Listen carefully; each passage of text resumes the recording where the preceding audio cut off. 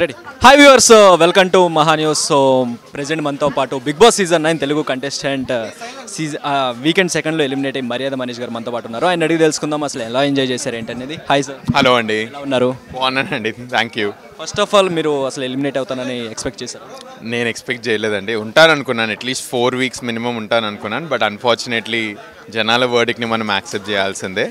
So చూద్దాం, మళ్ళీ wild card ఉంటే హ్యాపీలీ అది ఎలా ఉంటుందో కూడా చూస్తాం. బట్ అందరి డెసిషన్ అయితే నేను రెస్పెక్ట్ చేస్తాను. ఇప్పుడు అగ్ని పరీక్ష జర్నీ, అలాగే ఇప్పుడు ఈ బిగ్ బాస్ 10 days ఏదైతే ఉందో, సో మీరు ఏం నేర్చుకున్నారు బిగ్ బాస్ నుంచా? ఫస్ట్లీ చెప్పాలంటే లైఫ్ టెన్షన్స్ లేకుండా ఎంత బాగుంటుందో అయితే చూసారు. అంటే 15 days బయట ఏమవుతుందో తెలీదు, అంత మంచిగా లైక్ పీస్ ఆఫ్ మైండ్ అయితే ఉంది.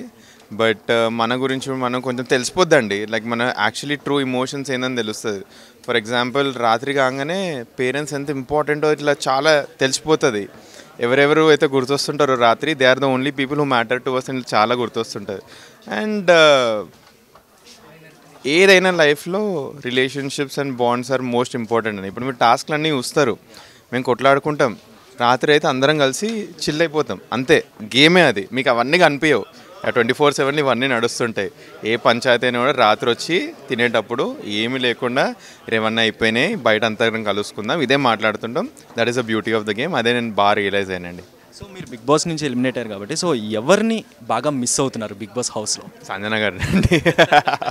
సంజన గారు తెలియకుండానే ఒక మంచి ఫ్రెండ్ అయిపోయారు. స్టార్టింగ్ చాలా తిట్టాను, ఇంతెందుకు ఇప్పటిదాకా పొద్దున మా మమ్మీ వాళ్ళతో అంటుండే, పొద్దున్న లేవగానే ఇద్దరం ఇట్లా సొల్లేసుకుంటుండే, ఏదో చిన్న చిన్న ఇట్లా మాట్లాడుకుంటుండే. సో సంజన ఏమంటారు, చీర కడితే ఆ రోజు లొల్లు అవుతుంది అనమాట.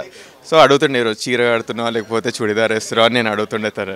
సో ఇవి మార్నింగ్ కాన్వర్సేషన్స్ అన్నీ మిస్ అవుతాం. Sun is one of my most favourite contest. ఇంకా లైక్ సుమన్ శెట్టి గారు, బర్నీ గారు, వీళ్ళందరూ చూసుకుంటే వీళ్ళందరూ ఇంకా గేమ్ సరిగ్గా ఆడతలేదు, ఇంకా ఆడాల్సింది ఉంది, ఇంకా చాలా లోపల దాచుకున్నారని చెప్పి ఒక విషయం అయితే నడుస్తుంది. సో వాళ్ళ గేమ్ మీరు దగ్గర చూసారు కాబట్టి వాళ్ళు ఎట్లా ఆడుతున్నారు? ఇద్దరు గేమ్ ఆడుతున్నారండి.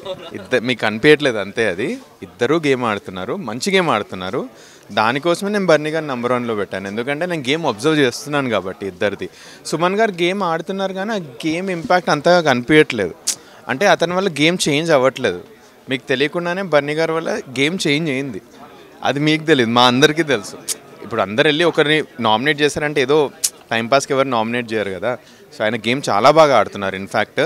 బట్ ఆయన చూస్ చేసుకున్న డైరెక్షన్ నాకు నచ్చలేదు, దానికోసమే మా ఇద్దరికి అంటూ ఆ రిఫ్ట్ అనేది ఏర్పడిపోయింది. అది బయట మేము చూసేది ఏంటంటే, లైక్ హరీష్ గారు మీ దగ్గర చూసారు. సో హరీష్ గారి మీద చాలా వరకు రాంగ్గా పోర్ట్రే అవుతుంది బయట. సో దాన్ని బట్టి మీకు ఏమనిపిస్తుంది దగ్గర చూసారు కాబట్టి? హరీష్ గారు అలానే ఉంటారా లేకపోతే ఆయన మెంటాలిటీ ఏంటి? సో హరీష్ గారు ఏదైతే ఎపిసోడ్ ఏందో నేను చూసాను, అది హౌస్లో ప్రతి ఒక్క ఉమెన్కి రెస్పెక్ట్ ఇచ్చే పర్సన్ హరీష్ గారు. ఆయన టంగ్ స్లిప్ అయిపోయారు, అది ఆయనకి తెలుసు, మేము కూడా విన్నాం. గేమే హీట్ ఆఫ్ ద మూమెంట్ అండి. ఆ హీట్ ఆఫ్ ద మూమెంట్లో మీరు మీ మాటలు ఎట్లా కంట్రోల్ చేసుకుంటారు అనేదే గేమ్. అతనికి కోపం ఎక్కువ ఉంది. నేను దాని గురించి పోయటం, నేను టాప్ 4 కంటెస్టెంట్స్, మీరు కోపం తగ్గించుకుంటే మీ గేమ్ చాలా బాగుంటుందని.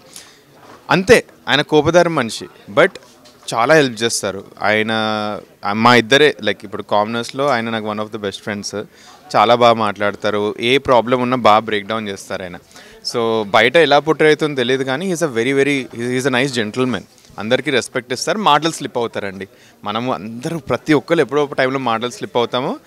మీకు 50-60 కెమెరాలు పెట్టి మీ చుట్టూ పెడతాము, చూద్దాం మీరు ఎంతవరకు ఏమంటారు స్లిప్ అవ్వకుండా ఉంటారో. ఆయనతో అయిపోయింది అది తప్పు, అన్ఫార్చునేట్ అది పోట్రే అయింది. బట్ ఆ తప్పు వల్ల ఆయన మనిషి తప్పు అని అయితే నేను అన్నా అసలుకి, ఎందుకంటే నేను ఆయనతో ట్రావెల్ చేశాను. ఏంటి అగ్ని పరీక్ష నుంచి ట్రావెల్ చేస్తున్నాను అతనితో, జస్ట్ కోపం ఎక్కువ ఆయనకు, అంతే. సో మీరు దగ్గర చూసారు కదా, రీతు చౌదరి చేసింది కరెక్టేనా? లైక్ తను సపోర్ట్ చేయడం డెమాన్ పవన్కి, ఆ టాస్క్ ఏదైతే ఉందో క్యాప్టెన్సీ టాస్క్లో, సో అది ఎంతవరకు కరెక్ట్ అంటారు? సో ఫస్ట్లీ ఆన్ ఫ్లోర్ కూడా, ఎందుకంటే మేము ఒక్కొక్కరు సపోర్ట్ చేస్తున్నాం కాబట్టి ఆ మిస్టేక్స్ అంత డీటెయిల్గా మాకు కనిపించలేదు. మీకు టీవీ ఉంది, మీకు రివర్స్ అన్నీ ఉంటాయి, మాకు అవి ఏం లేవు. ఆ పాయింట్లో మాకు వచ్చిన క్వశ్చన్ ఏముండే అంటే, బర్నీ గారిని ఎందుకు ఎలిమినేట్ చేసినా అదే మాకు క్వశ్చన్ ఉండే. డిమాన్ పవన్ యాక్చువల్లీ ఫైట్ చేసిండు, ఇవన్నీ మీరు ఏమంటారు తుడిచిండు డిమాన్ పవన్ అన్నీ మీకు కనిపిస్తాయి, మాకు అసలుకి నేకెడ్ ఐకి కనిపించదు అంత ఈజీలీ. సో మాకున్న క్వశ్చన్ ఏముండే రీతు మీద అంటే, రీతు గారు బర్నీని ఎందుకు ఎలిమినేట్ చేసిండ్రు?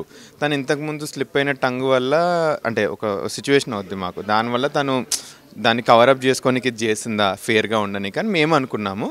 బట్ ఫైనలీ డెమోన్ అయితే అంట్లనే నాగార్జున గారు చూపించే వరకు మాకు కూడా అంత క్లియర్లీ తెలియలేదు అసలు. అప్పుడు చూపించగానే మేము అన్నాం తిను తప్పని. సో అదే. సో ప్రియాను లైక్ ఎవరైతే ఉన్నారో వాళ్ళంతా కూడా కామనర్స్ వర్సెస్ సెలబ్రిటీస్ అని చెప్పి అంటాం. ఇది ఎంతవరకు కరెక్ట్? శ్రీజ కానీ వీళ్ళు కానీ అంటే అది హౌస్లో నిజంగానే కామనర్స్ వర్సెస్ సెలబ్రిటీస్ అనేది జరుగుతుందా హౌస్లో? నిజం చెప్పాలంటే జరుగుతుందండి, నిజంగా అయితే జరుగుతుంది. నేను ఫస్ట్ 2 days నేను 3 times మాట్లాడాను కామనర్స్ వర్సెస్ సెలబ్రిటీస్ అని ఇంట్లో. నేనే చెప్పాను అందరం సెలబ్రిటీసే, అందరికీ రికగ్నిషన్ వచ్చిన తర్వాతే వచ్చినా, మీరు తీయకండి అని. ప్రియా శ్రీజ కామనర్స్ సెలబ్రిటీ అని ఊకే ఎందుకు రేపుతున్నారు అంటే, మేము అటు సైడ్ నుంచే మేము ఆ ట్రీట్మెంట్ చూస్తున్నాం. మేము దానికోసమే ఇది ఇప్పుడు టాస్క్స్ ఉంటాయి అనుకోండి, అంటే వాళ్ళని పాయింట్అవుట్ చేయాలని కాదు, వాళ్ళు తెలియకుండానే మనం అనేస్తారు, మనమనే మాట్లాడుతున్నారు. అఫ్కోర్స్ మేము కొన్నిసార్లు మనం అన్నాం, మేము కాదనట్లేదు. వాళ్ళు ప్రతిసారి అనేసరికి మాకు అనిపించింది, అరే వీళ్ళు ప్రతిసారి ఎంత మేము కలుద్దామని చూసినా కూడా కామనర్స్ సెలబ్రిటీస్ అని ఎందుకు తీస్తున్నారని. దానికోసం అది చాలా బాయిల్ అయిపోయింది అందరి మధ్యలో. So that is the only reason, దీని మించి ఏం లేదు. నాకు తెలిసి ఇంకో 1 week ఇవ్వండి, అందరూ మర్చిపోతారు దీన్ని. సో ఫైనల్ క్వశ్చన్ అనమాట. యాక్చువల్లీ మీరు అన్నట్టుగా ఏంటంటే ఫ్యామిలీ వీక్ వస్తే కనుక నేను మా ఫాదర్కి ఒకటి గిఫ్ట్ ప్రెజెంట్ చేయాలనుకున్నా. సో దాన్ని మీరు చాలా మిస్ అవుతున్నారు నాకు అర్థమైంది. సో ఏం చేద్దాం అనుకున్నారు అంటే ఫ్యామిలీ వీక్లోనా? సో ఫ్యామిలీ వీక్లో నేను మా డాడీ మంచిగా డాన్స్ చేస్తారు. సో ఏమంటారు, షర్ట్ ఇచ్చి, ఇది తెలియదు డాడీకి, అసలు తెలియదు. నేను మా అక్క చెప్పాను ఇట్లా, ఏమంటారు ఇంటికి వెళ్తాం లేదు తెలియదు కదా. సో ఒకటే బ్యాగ్లో పెట్టుకున్నాను. అది స్టార్ మా వాళ్ళకి కూడా నేను ముందే చెప్పాను, ఏమంటారు ఇట్లా ఒక బ్యాగ్ ఉంది, ఒక షర్ట్ ఒక్కటి తీసుకెళ్తాను ఆడిషన్, ఏమంటారు స్టేజ్ రోజు, అది అలౌ చేయండి మా డాడీకి ఇద్దాం, వాళ్ళు ఓకే అనేసారు నాకు.